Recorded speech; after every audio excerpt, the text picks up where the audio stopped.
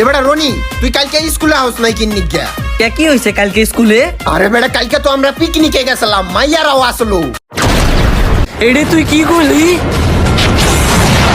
আর বাসের মধ্যে কি হয়েছিল তুই জানোস নি? কি হয়েছিল বাসের মধ্যে? বাসের মধ্যে তো বেটা হুট করে কিডন্যাপার আইয়া পড়ছিল। কি কথা আসাইনি, এরপরে কি হয়েছিল?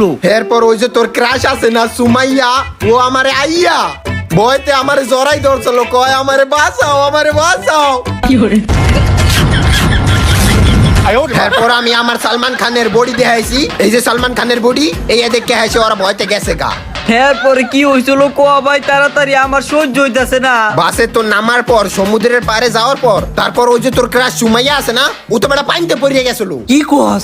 এরপর জান বাঁচাইলো কিডা? এরপর ও জান বাঁচাইছি বেটা আমি, কোলে করে আইনা মাটিতে থুইছি, পরে দেখি ওর নিঃশ্বাস চলে না, পরে ওরে আমি নিঃশ্বাস দিছি। এটা কি করলি? নিঃশ্বাস আবার কেমনে দিছিলি? হলো নিঃশ্বাস আমি দিছিলাম আমার মুখ দিয়া। এরপর ওর জান বাঁচার পর না, ও আমার আই লাভ ইউ কইছিল।